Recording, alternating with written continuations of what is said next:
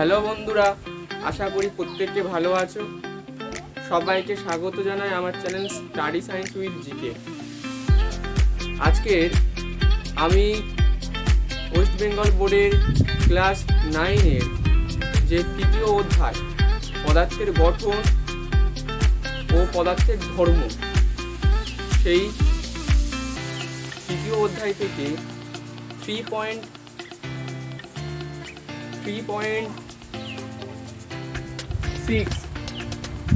যে পার্টটা আছে তোমাদের স্থিতিস্থাপকতা বা ইলাস্টিসিটি, সেটা পড়াবো।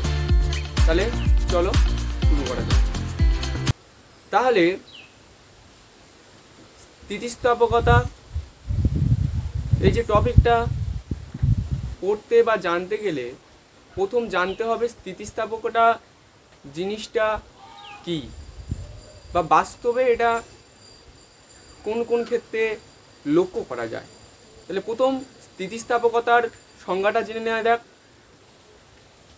বোর্ডে তোমরা লক্ষ্য করো, তাহলে স্থিতিস্থাপকতার সংজ্ঞা কি বলছে, যে ধর্মের জন্য কোনো বস্তু বাহ্যিক বলের প্রয়োগে তার আকার অথবা আয়তন অথবা উভয়ই পরিবর্তনের চেষ্টাকে বাধা দেয়, তাকে ওই পদার্থের স্থিতিস্থাপকতা বলে।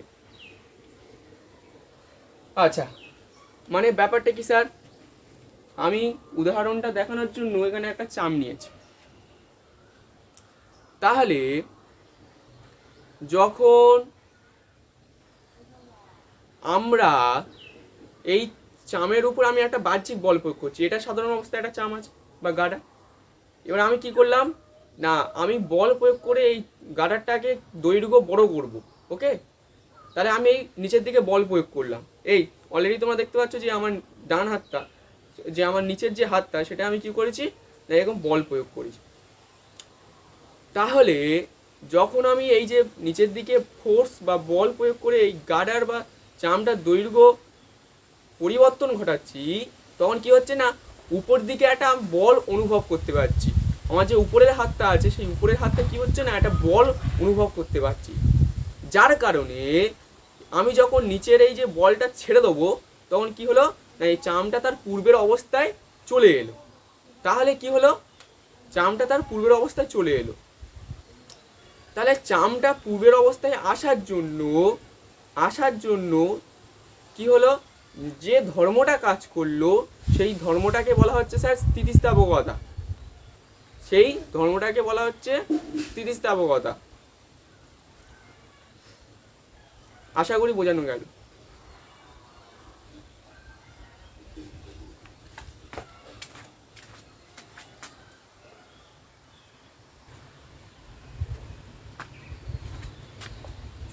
আচ্ছা, এবার জানবো আমরা পদার্থের যে স্থিতিস্থাপকতা ধর্মটা, সেটা কোন কোন বিষয়ের উপর নির্ভর করে। তাহলে চলো বোর্ডটা ফলো করো। এখানে কি বলছে, পদার্থের স্থিতিস্থাপকতা কোন কোন ধর্মের উপর নির্ভর করে। তাহলে 1 নম্বর লিখে রয়েছে বস্তুর উপাদানের উপর। তাহলে কোনো একটা বস্তু সেটা কি উপাদান দিয়ে তৈরি, তার উপর স্থিতিস্থাপকতা নির্ভর করে। ধরো 20 সেন্টিমিটারের দুটো রড নেওয়া হয়েছে, একটা লোহার তৈরি এবং একটা তামার তৈরি, এবং ওই রড দুটোর উপর আমি কি করলাম, সমপরিমাণ বল প্রয়োগ করলাম। কেন স্যার? ওই রড দুটোর আমি দৈর্ঘ্য বৃদ্ধি করব। সমপরিমাণ বল, ধরো আমি 20 নিউটন বল প্রয়োগ করলাম। তাহলে সমপরিমাণ বল প্রয়োগ করলে দেখা যাবে লোহার রডটার তুলনায় তামার যে রডটার, তার দৈর্ঘ্যটা বেশি হচ্ছে। তাহলে লোহার রডের দৈর্ঘ্য কম বৃদ্ধি হচ্ছে তামার রডের তুলনায়। তাহলে এই যে একই বল প্রয়োগে যে দৈর্ঘ্য বৃদ্ধি দুটো সমান নয়, তাহলে এক্ষেত্রে কি হচ্ছে না, দুটো বস্তুর স্থিতিস্থাপকতা আলাদা হয়ে যাচ্ছে। কিসের জন্য না, তাদের উপাদানের জন্য। আশা করি বোঝানো গেল। এবার 2 নম্বর যেটা বলছে পদার্থের অবস্থার উপর। তাহলে পদার্থের অবস্থার উপর কি করছে, স্থিতিস্থাপকতা নির্ভর করছে। তাহলে পদার্থের অবস্থা মানে কি স্যার? পদার্থের অবস্থা সাধারণত 3 ধরনের হয়, একটা তরল, কঠিন এবং গ্যাসীয়। তাহলে এই কঠিন, তরল, গ্যাসীয় 3 ধরনের যে পদার্থের অবস্থা, সেক্ষেত্রে কঠিনের স্থিতিস্থাপকতা বেশি হবে, তরলের স্থিতিস্থাপকতা কম হবে কঠিনের তুলনায়, এবং গ্যাসের যে স্থিতিস্থাপকতা সেটা তরলের তুলনায় কম হবে, অর্থাৎ গ্যাসের তুলনায় তরল বেশি হবে। ঠিক আছে? তাহলে অ্যাকচুয়ালি স্থিতিস্থাপকতাটা হচ্ছে কোনো একটা পদার্থ সে কতটা জেদি, একটা পদার্থ সে কতটা জেদি বা হ্যাঁকাতে। কেন বলছি এটা?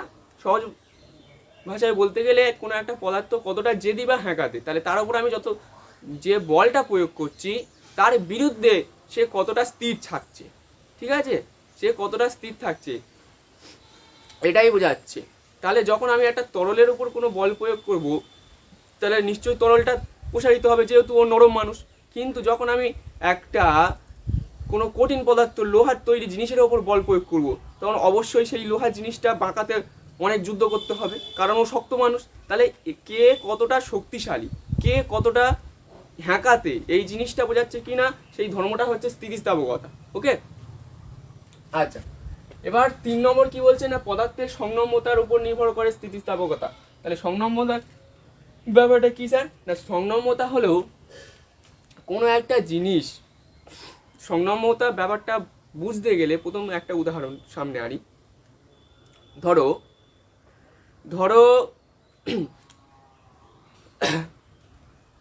1 লিটারের একটা কৌটা রয়েছে। ঠিক আছে? এবার 1 লিটারের যে কৌটোটা, তার ভিতরে আমি কিছু পরিমাণ তুলো ভরলাম। ঠিক আছে? সরলভাবে কিছু পরিমাণ তুলো ভরলাম, তাহলে কৌটোটা ভরে গেল।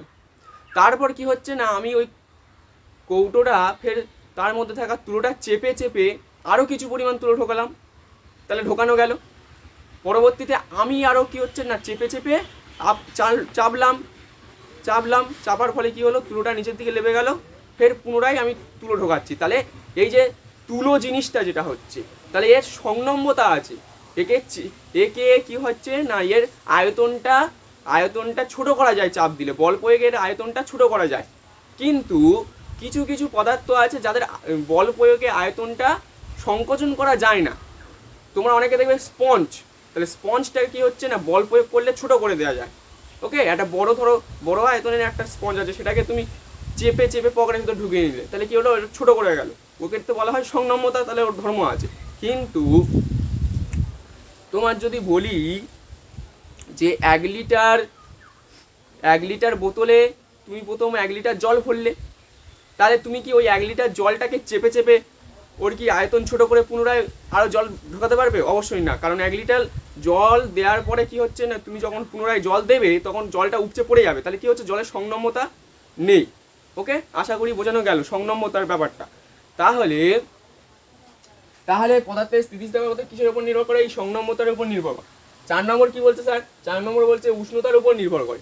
তাহলে উষ্ণতার উপর নির্ভর করছে। ঠিক আছে, আমি যখন যে পদার্থটা নিচ্ছি, তাহলে তার স্থিতিস্থাপকতা, সেই পদার্থটা কোন উষ্ণতায় আছে সেই মুহূর্তে, তার উপর কি হচ্ছে না স্যার, তার উপর হচ্ছে গিয়ে উষ্ণতা, স্থিতিস্থাপকতা নির্ভর করছে। আচ্ছা চলো,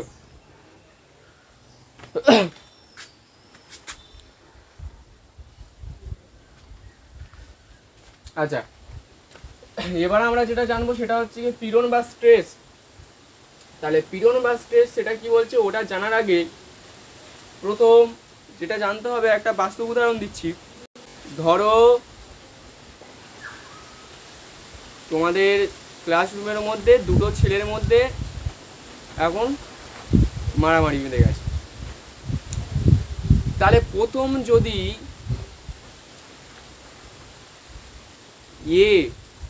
ছেলেটি কি করলো, হঠাৎ করে বি ছেলেটার একটা গালে থাপ্পড় ধরে দিল, তাহলে যখন বিয়ের গালে একটা চড় মারলো, ওটা কি হলো স্যার, ক্রিয়া হলো, ক্রিয়া। ঠিক আছে, যখন বিয়ের গালে চড় মারবো তখন সেটা হচ্ছে কি হলো, একটা ক্রিয়া হলো। তাহলে বি সাধারণ অবস্থায় স্থির ছিল, এ যখন তার অকারণে চড় মারলো তখন কি করলো, সেটা ক্রিয়া হয়ে গেল। এবার বি কি করবে, নিশ্চয়ই তার প্রতিক্রিয়া দেবে। বি উল্টে কি করলো, তার উল্টো পাটিতে একটা এর উল্টো পাটি একটা থাপ্পড় ধরে দিল। তাহলে ক্রিয়া দিল, অকারণে যেই ক্রিয়া পেল তখন অবশ্যই প্রতিক্রিয়া সহ্য করতে হবে। একইভাবে তাহলে কি হলো, বি যেটা প্রতিক্রিয়া দিল, ঠিক আছে, অর্থাৎ স্থির বস্তু যে স্থির ছিল সে যে প্রতিক্রিয়াটা দিল, এর প্রতিক্রিয়ার ফলে এ যে ছেলেটা তার যেখানে চড় মারলো তাহলে তার একটা ক্ষেত্রফল আছে। তাহলে যে অংশে চড় মারলো তার একটা পুরোটা ক্ষেত্রফল আছে। যদি হচ্ছে গিয়ে সেই ক্ষেত্রফলটা 10 সেন্টিমিটার স্কোয়ার হয়, তাহলে প্রতি একক ক্ষেত্রফলে কতটা সে বল প্রয়োগ করলো, ঠিক আছে।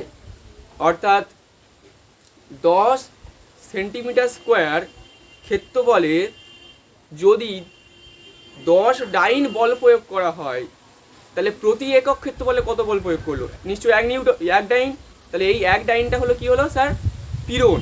তাহলে এটা আমাদের এই বাস্তবে যে সকল পদার্থ আছে সেই পদার্থের ক্ষেত্রে যে পীড়নটা কিভাবে কাজ করে সেই জিনিসটা আমরা বুঝে নেবো পীড়নের।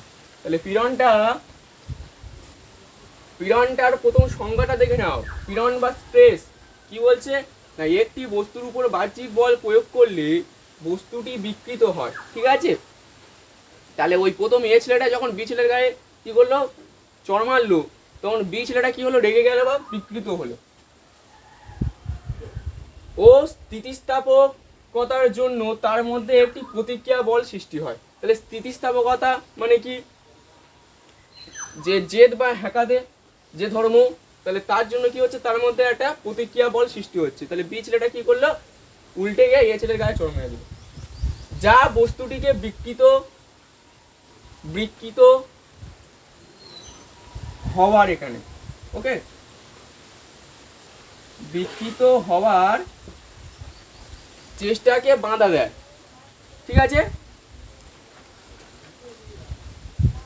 বস্তুর ভিতর প্রতি একক ক্ষেত্রফলে প্রযুক্ত এই প্রতিক্রিয়া বলকে, তাহলে প্রতি একক ক্ষেত্রফলে কি হচ্ছে, যে পরিমাণ প্রতিক্রিয়া বল সৃষ্টি হয়, তাহলে আমি উদাহরণ বলছি, সেই প্রতিক্রিয়া বলটাকে বলা হয় পীড়ন। এখানে কিন্তু ক্রিয়া বলটা নয়, প্রতিক্রিয়া বলটা প্রতি একক ক্ষেত্রফলে।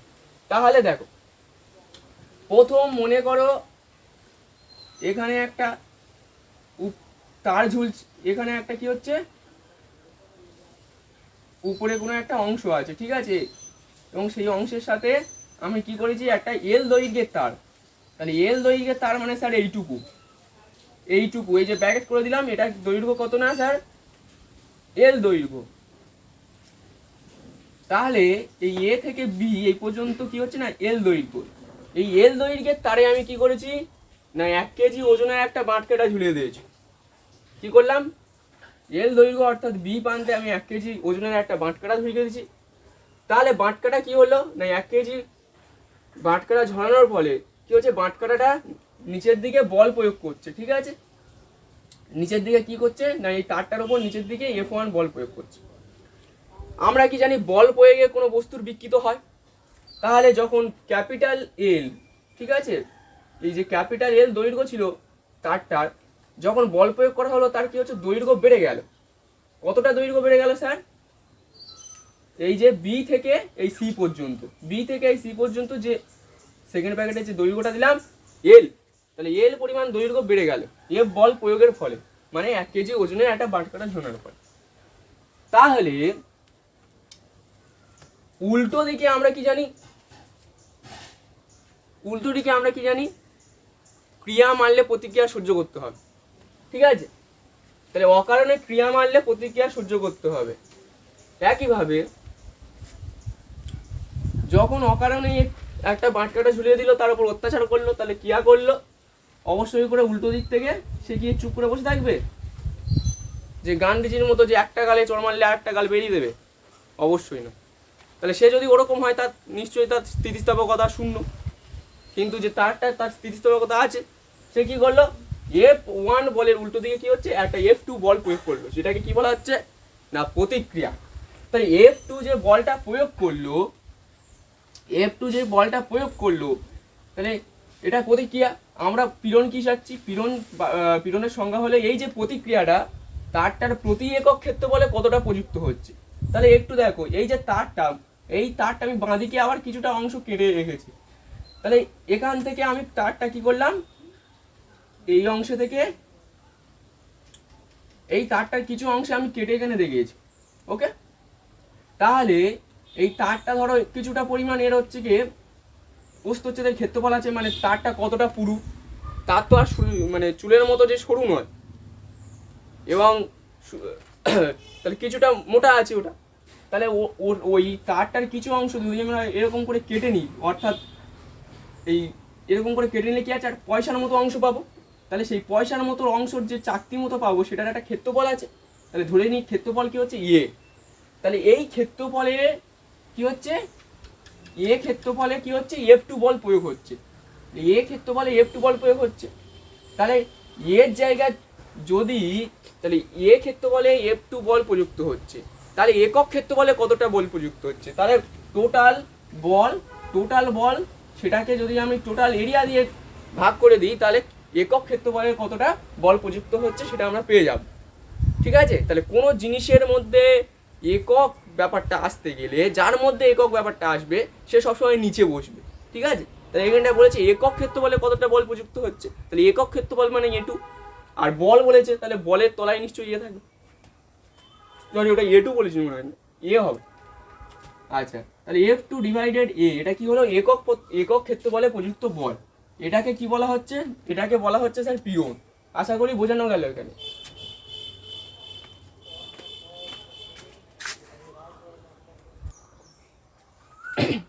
আচ্ছা, এবার যেটা জানবো পীড়নের এককটা কি। তাহলে পীড়ন মানে আমরা কি জেনেছি, মোট প্রতিক্রিয়া বল। ওকে, মোট প্রতিক্রিয়া বল ভাজিত কি না, যে ক্ষেত্রফলে প্রতিক্রিয়া বলটা প্রযুক্ত হচ্ছে। তাহলে প্রতিক্রিয়া বলটা আমরা F দ্বারা ডিনোট করেছি এবং ক্ষেত্রফলটা এ দ্বারা ডিনোট করেছি। ওকে, তাহলে আশা করি পীড়নের সূত্রটা বোঝা গেল। এবার দেখো পীড়নের একক যদি আমরা জানতে চাই, তাহলে পীড়ন মানে কি হচ্ছে স্যার, পীড়ন মানে হচ্ছে প্রতিক্রিয়া বল আর ডিভাইডেড ক্ষেত্রফল, মানে কি হচ্ছে না এফ বাই এ, এটা কি হচ্ছে পীড়নের সংজ্ঞা, পীড়নের যে সূত্র। তাহলে পীড়নের এককটা কি হবে। আচ্ছা, তাহলে পীড়নের একক কি হচ্ছে, একটু হালকা করে এখানে দেখে দিচ্ছি। পীড়নের একক কি হবে, নিশ্চয়ই বলের একক ভাজিত ক্ষেত্রফলের একক। আচ্ছা, মনে করো আমরা এসআই পদ্ধতিতে পীড়নের একক বার করবো। ওকে, তাহলে এখানটা ধরো এসআই, তাহলে এসআই পদ্ধতিতে বলের একক কি, নিউটন। তাহলে উপরে নিউটন, এবং ক্ষেত্রফলের একক এসআই পদ্ধতিতে কি, মিটার স্কোয়ার। তাহলে নিচে কি বসলো, মিটার স্কোয়ার। তাহলে এই নিউটনটা থাকলো এবং মিটার স্কোয়ারটা উপরে উঠে গেলে কি হবে, স্কোয়ারের আগে মাইনাস চলে আসবে। তাহলে কি, তাহলে পীড়নের এসআই একক কি হলো, পীড়নের এসআই একক হলো sir newton per metre square বা newton metre to the power -2, এটা এসআই একক। তাহলে স্যার সিজিএস একক, তাহলে সিজিএস এককটা আমরা অটোমেটিক্যালি পেয়ে যাব। সিজিএস এককটা কি হবে স্যার, সিজিএস এককটা হবে নিউটনের জায়গায় কি হবে, সিজিএস পদ্ধতি বলের একক ডাইন, এবং মিটারের জায়গায় সিজিএস পদ্ধতিতে ক্ষেত্রফলের একক কি হচ্ছে, সেন্টিমিটার স্কোয়ার। ওকে, তাহলে ডাইন পার সেন্টিমিটার স্কোয়ার, এটা হচ্ছে সিজিএস একক। বা ঘুরিয়ে কি লিখতে পারি, dyne into centimetre to the power -2। Okay, আচ্ছা, তাহলে পীড়নের এককটা আশা করি ক্লিয়ার করতে পারলাম। এবার পীড়নের মাত্রাটা একটু জানবো। কোনো কিছু মুখস্থ করার দরকার নেই, অটোমেটিক ওর সূত্র থেকে ওর মাত্রা চলে আসবে, যেরকম একক এসছে। আচ্ছা, তাহলে একটা জিনিস দেখো, পীড়নের মাত্রা। ওকে, পীড়নের মাত্রা, তাহলে মাত্রা হচ্ছে কার স্যার, পীড়নের স্যার। তাহলে পীড়নের মাত্রা মানে কি যাচ্ছি, পীড়নের মাত্রা মানে এফ এর মাত্রা ভাজিতক এ এর মাত্রা সূত্র অনুযায়ী। আচ্ছা, এফ এর মাত্রা কি স্যার? এফ এর মাত্রা কি স্যার? তোমরা ক্লাস 9-এ যে প্রথম অধ্যায়ে মাত্রা, বিভিন্ন জিনিসের মাত্রা, একক, এই ব্যাপারটা জেনেছো আশা করি। ওকে, বলের পরিমাপ, ঠিক আছে, একক। তাহলে এখানে মাত্রা জিনিসটা জেনেছো। তাহলে বলের মাত্রাটা কি? বলের মাত্রাটা হলো ml T⁻²। ওকে, ml T⁻²। যাদের মনে নেই বইটা টুকুস করে খুলে একটু সামনে থেকে নেবে। আচ্ছা, ক্ষেত্রবলের মাত্রা কি হচ্ছে? ক্ষেত্রবলের মাত্রা হচ্ছে স্যার L²। ওকে, তাহলে দেখো, উপরের এল নিচের এল ক্যান্সেল, একটা এল পড়ে রইল। ওকে, উপরের এমটা বসে গেল। আচ্ছা, নিচের এলটা কি হচ্ছে যখন উপরে উঠবে সেটা -1 হবে এবং T⁻²। ওকে, তাহলে পীড়নের মাত্রা কি পাচ্ছি? ml -1 T⁻²। এটা কার পাচ্ছি? পীড়নের মাত্রা।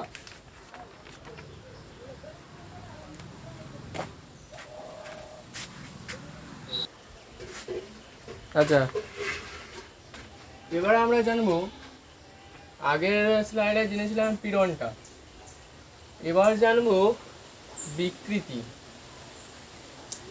তাহলে প্রথম বিকৃতির সংজ্ঞাটা একটু তোমরা বোর্ডটা ফলো করে জেনে নাও। কি বলছে না, কোনো বস্তুর ওপর বল প্রয়োগ করে বস্তুটিকে বিকৃত করলে বস্তুটির দৈর্ঘ্য, প্রস্থ, আয়তন পরিবর্তিত হয়। এক্ষেত্রে বস্তুটির প্রতি একক মাত্রায় যে মাত্রাগত পরিবর্তন হয় তাকে বিকৃতি বলে। ঠিক আছে,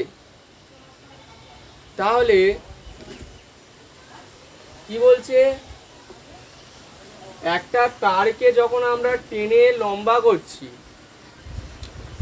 তাহলে সেই তারটার দৈর্ঘ্য বেড়ে যাচ্ছে, অসুবিধা নেই। তারটার প্রস্থচ্ছেদের ক্ষেত্রফল কি হচ্ছে? কমে যাচ্ছে। কেন? কারণ তারটা টানার পরে কি হচ্ছে? শুরু হয়ে যাচ্ছে। ঠিক আছে, তাহলে এই যে ক্ষেত্রফলের কমলো, দৈর্ঘ্য বাড়লো, তাহলে কি হচ্ছে? ক্ষেত্রফল হচ্ছে কি একটা মাত্রা, দৈর্ঘ্য একটা মাত্রা, তাহলে এই যে মাত্রার কি হচ্ছে? পরিবর্তন হচ্ছে, বা তার আয়তনের যে পরিবর্তন হচ্ছে, তাহলে সেটাকে বলা হচ্ছে বিকৃতি। এবার তাহলে এক্ষেত্রে বস্তুর প্রতি একক মাত্রায় যে মাত্রাগত পরিবর্তন হচ্ছে, তাহলে আমি এতক্ষণ যেটা বললাম, তাহলে সেটা কি হচ্ছে? যখন তার মাত্রার পরিবর্তন হচ্ছে তাহলে সে বস্তুটা বিকৃত হচ্ছে। আর বিকৃতি বলতে তার প্রতি একক মাত্রায় কতটা মাত্রার পরিবর্তন হচ্ছে, মানে তার প্রতি একক দৈর্ঘ্যে কতটা দৈর্ঘ্য পরিবর্তিত হচ্ছে, তারটা টেনে লম্বা করার ফলে তার প্রতি একক ক্ষেত্রফলে কতটা ক্ষেত্রফলের পরিবর্তন হচ্ছে, তারটা টেনে লম্বা করার ফলে তার প্রতি একক আয়তনে কি হচ্ছে না, কতটা আয়তনের পরিবর্তন হচ্ছে। তাহলে আমরা কি আগের স্লাইডে জেনেছি যে প্রতি একক ক্ষেত্রফলে, প্রতি একক দৈর্ঘ্যে, প্রতি একক আয়তনে, এটা যখন বলবে, ঠিক আছে, তাহলে এটা নিশ্চয়ই নিচে বসবে। তাহলে তাহলে বিকৃত মানে আমরা কি পাচ্ছি? বিকৃত মানে আমরা পাচ্ছি, বিকৃত মানে এটা দৈর্ঘ্যের বিকৃতি হতে পারে। তাহলে দৈর্ঘ্যের বিকৃতি, দৈর্ঘ্যের বিকৃতি মানে কি হচ্ছে? দৈর্ঘ্য বৃদ্ধি, দৈর্ঘ্য বৃদ্ধি হচ্ছে একক দৈর্ঘ্যে। তাহলে একক দৈর্ঘ্য মানে কি? প্রাথমিক দৈর্ঘ্যটা হবে। আচ্ছা, ক্ষেত্রফলের যে পরিমাণ বিকৃতি হচ্ছে, তাহলে কি হবে? ক্ষেত্রফল বৃদ্ধি ভাজিতক প্রাথমিক ক্ষেত্রফল।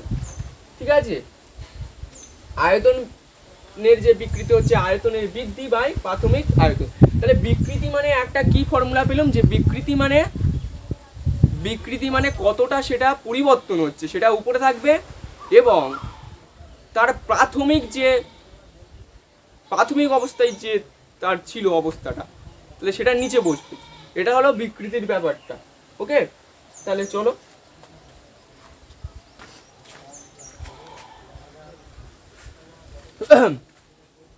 আচ্ছা, এবার যেটা জানবো বিকৃতি যেটা হচ্ছে, বিকৃতি কয় প্রকার।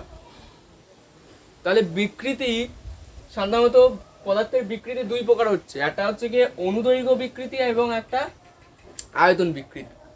তাহলে অনুদৈর্ঘ্য মানে দৈর্ঘ্য প্রসঙ্গ আসছে।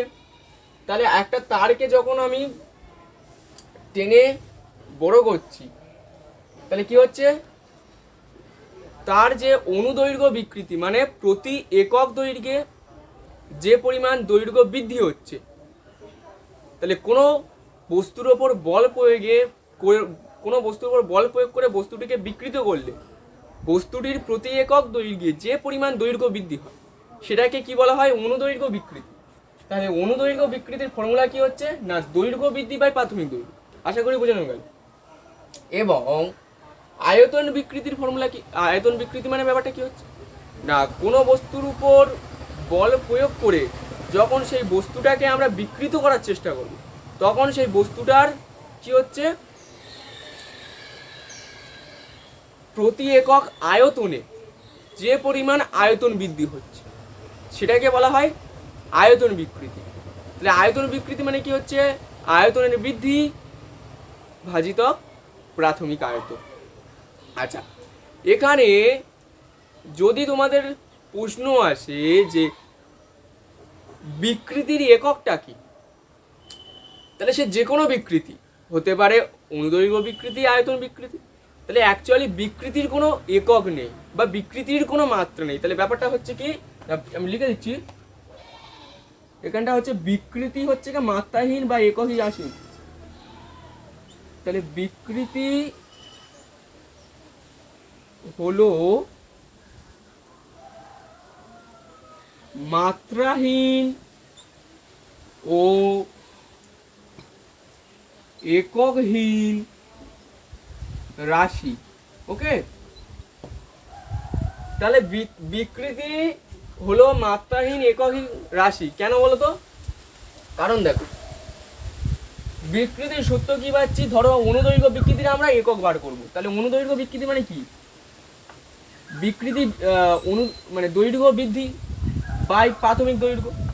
তাহলে দৈর্ঘ্য বৃদ্ধি এল মানে দৈর্ঘ্যের একক কি হচ্ছে, ধরো এসআইতে নিচ্ছি মিটার, এবং প্রাথমিক দৈর্ঘ্য তাহলে কি হচ্ছে, প্রাথমিক দৈর্ঘ্য কি হচ্ছে তারও একক মিটার। তাহলে মিটার মিটার ক্যান্সেল হয়ে যাচ্ছে, এখানটায় থাকছে 1, তাহলে কোনো একক পাচ্ছি না। সেই কারণে কি হচ্ছে না, বিকৃতি হলো মাত্রাহীন রাশি বা এককহীন রাশি। যদি বলে বিকৃতি মাত্রাহীন বা এককহীন রাশি সেটা প্রমাণ করো, তাহলে কি বলবে না, বিকৃতি দুটি সমপরিমাণ রাশির অনুপাত হওয়ায়, ঠিক আছে, ওই যে দৈর্ঘ্য বৃদ্ধি বাই প্রাথমিক দৈর্ঘ্য, তাহলে দুটো সমজাতীয় রাশির অনুপাত হওয়ায় কি হচ্ছে না, বিকৃতি কোনো একক নেই বা মাত্রা নেই, উপর নিচে কেটে যাচ্ছে। আশা করি বোঝানো গেল।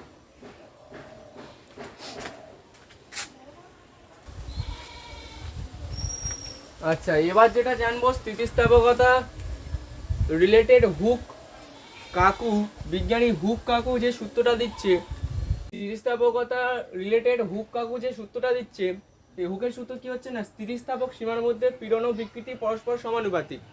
ঠিক আছে, মানে পীড়ন প্রপোর্শনাল টু সমানুপাতিক চিহ্ন, এটাকে সমানুপাতিক চিহ্ন বলা হয়। পীড়ন সমানুপাতিক বিকৃতি, অর্থাৎ পীড়ন যদি বাড়ে বিকৃতি বাড়বে, বা বিকৃতি যদি বাড়ে পীড়ন বাড়বে, বিকৃতি যদি কমে পীড়ন কমবে। সমানুপাতিক চিহ্ন এটা মিন করে, যারা জানেন এটা বুঝে নেবে। তাহলে স্থিতিস্থাপক সীমার মধ্যে আমি একটা লম্বা চামকে, সেটা গোল নয়, ধরো লম্বা, তাহলে লম্বা যে চাম হয় সেটাকে আমি উপরের প্রান্তটা আমি বাঁ হাতে ধরেছি এবং নিচের প্রান্তটা ডান হাতে ধরে টান দিচ্ছি। আচ্ছা, এখানটা প্রথম লক্ষ্য করতে হবে স্থিতিস্থাপক সীমা। স্থিতিস্থাপক সীমা মানে হচ্ছে যতক্ষণ না চামটা ছিঁড়ে যাচ্ছে। তাহলে যতক্ষণ না চাম ছিঁড়ে যাচ্ছে আমি নিচের দিকে টান দিচ্ছি, কি হচ্ছে চামটা লম্বায় বেড়ে যাচ্ছে। ওকে, তাহলে লম্বাই যে বেড়ে যাচ্ছে, তাহলে প্রতি একক দৈর্ঘ্যে তার দৈর্ঘ্য বৃদ্ধি হচ্ছে, যেটাকে বলছি বিকৃতি। তাহলে যখন বিকৃতি বাড়ছে, উপর দিকে কি হচ্ছে, আমি নিচের দিকে টানছি মানে নিচের দিকে বল প্রয়োগ করছি, এটা ক্রিয়া। উপর দিকে কি হচ্ছে, আমরা জানি ক্রিয়া, ক্রিয়া হলে তার উপর দিকে অপোজিটে কি হবে, প্রতিক্রিয়া হবে। তো অপর দিকে যদি প্রতিক্রিয়া হয়, সেই প্রতিক্রিয়াটা কি হচ্ছে, তারটার প্রস্থচ্ছেদের যে ক্ষেত্রফল আছে, তারটা কতটা মোটা, তাহলে সেই প্রস্থচ্ছেদের ক্ষেত্রফলের উপর প্রতি একক ক্ষেত্রফলে যে পরিমাণ প্রতিক্রিয়া বল প্রযুক্ত হচ্ছে, সেটা কি হচ্ছে, পীড়ন। নিচের দিকে বিকৃতি যত বাড়াবো, উপরের দিকে পীড়ন তত বাড়বে। ওকে, আর নিচের দিকে বিকৃতির মান যেই কমবে, উপরের দিকে পীড়নের মানটা কমবে। কতক্ষণ পর্যন্ত, স্থিতিস্থাপক সীমার মধ্যে, মানে যতক্ষণ না চামটা ছিঁড়ে যাচ্ছে। আশা করি বোঝানো গেল।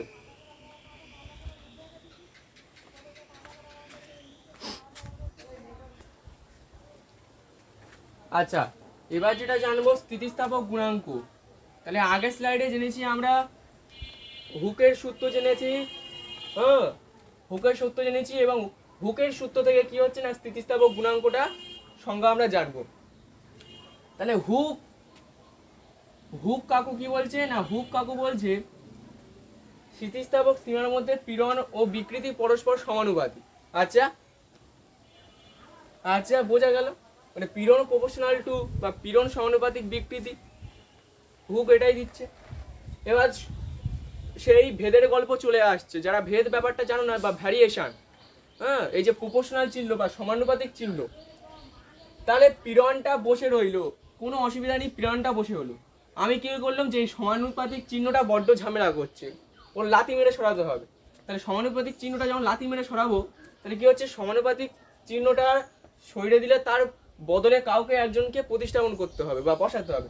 তাহলে সমানুপাতিক চিহ্ন সরিয়ে কার বসাচ্ছি না, ইকুয়াল চিহ্ন বা সমান সমান চিহ্ন বসাচ্ছি। ওকে, তাহলে সমানুপাতিক চিহ্ন তোলার জন্য দুটো শর্ত আমাকে মানতে হবে, একটা সমান চিহ্ন দিতে হবে, আর সমান চিহ্নর পরে একটা কি হচ্ছে, ধ্রুবক দিতে হবে। ওকে, যেটা আমি কে নিয়েছি, কে হচ্ছে সমানুপাতিক ধ্রুবক। তাহলে বোঝানো গেল। আচ্ছা, তার সাথে কি আছে, ডান দিকে বিকৃতি আছে, এটা গুণ আকারে আছে। আচ্ছা, এবার দেখো পীড়নটা বসে রইলো, অসুবিধা নেই। বিকৃতিটা কি হচ্ছে, ডান দিকে গুণ ছিল, তাহলে বিকৃতিটাকে আমি কান ধরে টেনে বাঁ দিকে আনবো। তাহলে বিকৃতিটাকে কান ধরে টেনে যখন বাঁ দিকে আনছি, তাহলে এটা নিশ্চয়ই নিচে বসবে, তাহলে পীড়নের তলায় বসলো বিকৃতি। আচ্ছা, তাহলে এবার এখানে কি পড়লো, ডান দিকে পড়ে থাকছে কে। কে মানে স্যার কি, ধ্রুবক। কে মানে স্যার ধ্রুবক, কে হচ্ছে কে, ধ্রুবক। তাহলে এই যে কে হলো স্থিতিস্থাপক, কে যে ধ্রুবকটা হলো, একে বলা হয় স্থিতিস্থাপক গুণাঙ্ক। তাহলে স্থিতিস্থাপক গুণাঙ্ক অ্যাকচুয়ালি কি হচ্ছে না, হুকের সূত্রের মধ্যে যে ধ্রুবকটা আমরা পাচ্ছি, সেই ধ্রুবকটা হচ্ছে কি স্থিতিস্থাপক গুণাঙ্ক। আশা করি বোঝানো গেল।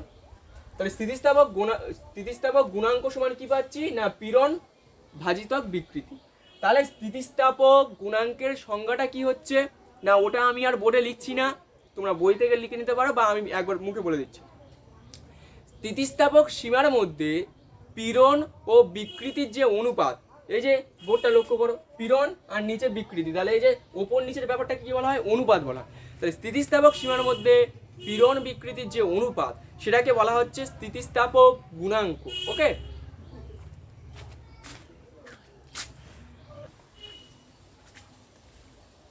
আচ্ছা, এবার যেটা জানবো স্থিতিস্থাপক গুণাঙ্কের একক ও মাত্রা। ওকে, তাহলে স্থিতিস্থাপক গুণাঙ্ক মানে কি পাচ্ছি স্যার, পীড়ন। পীড়ন স্থিতিস্থাপক গুণাঙ্ক মানে পাচ্ছি স্যার পীড়ন, আর নিচে হচ্ছে কি বিকৃতি। ওকে, আচ্ছা, এবার দেখো, তাহলে স্থিতিস্থাপক গুণাঙ্ক মানে পীড়ন ডিভাইডেড বিকৃতি। এবার এই বিকৃতি এবারটার কোনো একক নেই, বিকৃতি কোনো একক নেই। এর আগের ভিডিওটা তোমরা যদি স্কিপ করে দেখো, তাহলে বিকৃতি ব্যাপারটা দেখবে, এর আগের যে আমরা পাঠ করেছি, এর আগের স্লাইডগুলোতে বিকৃতি আলোচনা হয়ে গেছে অলরেডি। সেখানটায় তোমরা দেখতে পাবে যে বিকৃতির কোনো আমরা একক পাইনি। ওকে, তাহলে বিকৃতির যখন কোনো একক পাচ্ছি না, স্থিতিস্থাপক গুণাঙ্ক পীড়ন আর বিকৃতির অনুপাত নিয়ে গঠিত হচ্ছে, তাহলে বিকৃতির কোনো একক আমরা কার্য করব না এখানে। তাহলে স্থিতিস্থাপক গুণাঙ্ক মানে কি স্যার? পীড়ন বাই বিকৃতি, শুধু পীড়নের একক যা হবে স্থিতিস্থাপক গুণাঙ্কের এককও তাই হবে।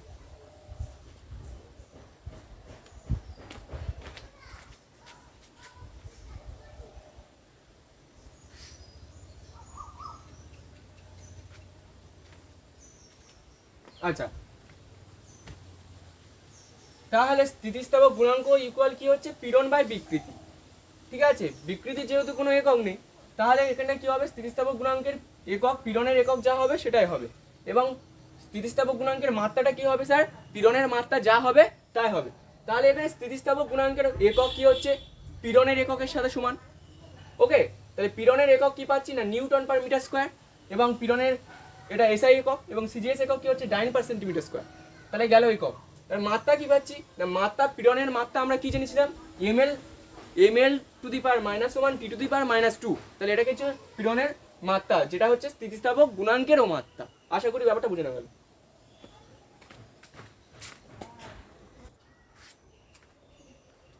আচ্ছা, এবার আমরা জানবো ইয়ং গুণাঙ্ক। তাহলে ইয়ং গুণাঙ্ক এটা খুব একটা ভালো টপিক। ইয়ং গুণাঙ্ক কি হচ্ছে না? স্থিতিস্থাপক সীমার মধ্যে অনুদৈর্ঘ্য পীড়ন, অনুদৈর্ঘ্য বিকৃতির অনুপাতকে কি বলা হচ্ছে না স্যার? ইয়ং গুণাঙ্ক বলা হচ্ছে। স্থিতিস্থাপক সীমার মধ্যে অনুদৈর্ঘ্য পীড়ন, অনুদৈর্ঘ্য বিকৃতির যে অনুপাত সেটা হচ্ছে ইয়ং গুণাঙ্ক। তাহলে ব্যাপারটা একটু বুঝে নেওয়া যাক। তাহলে ইয়ং গুণাঙ্ক ফর্মুলা কি হচ্ছে? অনুদৈর্ঘ্য পীড়ন বাই অনুদৈর্ঘ্য বিকৃতি। আচ্ছা, সেই ছবিটা প্রথম থেকে এখনো পর্যন্ত রয়েছে, সেইটাই দিয়ে আমি এটা আজকের এই ইয়ং গুণাঙ্কের কাজটা সারবো। সেটা হলো, দেখো, তাহলে একটা আমার ক্যাপিটাল এল দৈর্ঘ্যের একটা তার ছিল, আশা করি বোঝানো গেল। তাহলে এল দৈর্ঘ্যের তার ছিল, তাতে কি যায় আসে? কোনো যায় আসে না। তাহলে এল দৈর্ঘ্যের তারে যখন আমরা কি করলাম, 1 কেজি ভরের একটা বস্তুকে ঝুলিয়ে দিলাম, তাহলে কি হলো? এবার যায় আসে। এবার কি যায় আসে না, তখন এল দৈর্ঘ্যটা কি হলো? কিছুটা পরিমাণ বৃদ্ধি পেল। কতটা পরিমাণ বৃদ্ধি পেল? স্মল এল পরিমাণ বেড়ে গেল। কি জন্যে? কারণ 1 কেজি ভরটা কি হচ্ছে না, ওই এল দৈর্ঘ্যের তারের ওপর হচ্ছে F1 বল প্রয়োগ করেছে। এবার তারটা বলছে, বেটা তুই আমাকে টানছিস, আমার বল প্রয়োগ করছিস, আমি তো ছেড়ে দেবো। তাহলে তারটা কি করলো? উল্টো দিকে একটা প্রতিক্রিয়া বল প্রয়োগ করলো। আশা করি বোঝানো গেল। তাহলে এক্ষেত্রে কি হচ্ছে না, এক্ষেত্রে কিছুটা বিকৃতি আর পীড়ন ঘটছে। বিকৃতি মানে কি?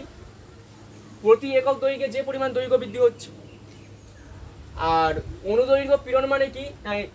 এই তারটার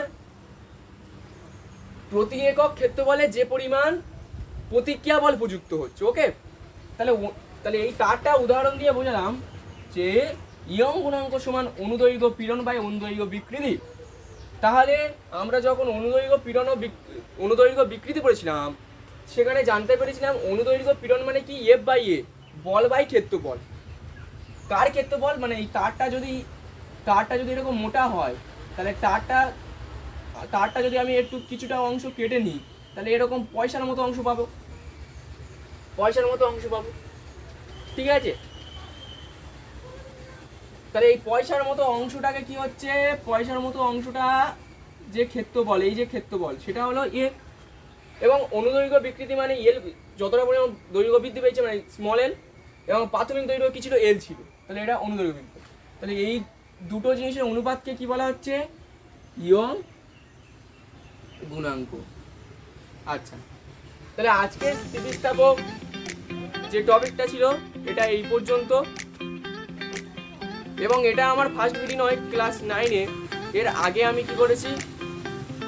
বার্নৌলির উপপাদ্য, এটা নিয়ে ও ভিডিও আপলোড করেছি। সেটা এই ভিডিওর ডেসক্রিপশানে দেয়া থাকবে, তোমরা সেখান থেকে চেক আউট করতে পারবে। এবং আজকের পড়াটা যদি ভালো লাগে, অবশ্যই করে লাইক, শেয়ার, কমেন্ট করতে ভুলবেন। এবং বেশি বেশি করে কমেন্ট করবে। কেন করবে স্যার? কারণ আজকের পড়ার মধ্যে যে জায়গায় তোমাদের অসুবিধা হলো বা কোথাও যদি আমি ভুল করিয়ে থাকি, সেটা অবশ্যই করে কমেন্টে লেখাবে, তার উত্তর আমি দিয়ে দেবো। এবং সবথেকে সর্বশেষ যে কথাটা বলে আজকে ভিডিওটা শেষ করবো, সেটা হলো অবশ্যই করে যদি আমার পড়া ভালো লাগে, পড়ানোর স্টাইল, তাহলে অবশ্যই করে কী করবে না, চ্যানেলটা সাবস্ক্রাইব করবে এবং সাবস্ক্রাইব করে কী করবে না নোটিফিকেশান বেলটা অন করতে ভুলবে না। কেন স্যার? কারণ পরবর্তীতে যখন আমি এভাবে কন্টিনিউয়াসলি ভিডিও আপলোড করবো সেগুলো তোমাদের অটোমেটিকলি তোমাদের কাছে পৌঁছে যাবে। তাহলে আজকের ভিডিওটা দেখার জন্য সবাইকে অসংখ্য ধন্যবাদ জানাই। এই বলে আমি ভিডিওটা এখানে শেষ করছি।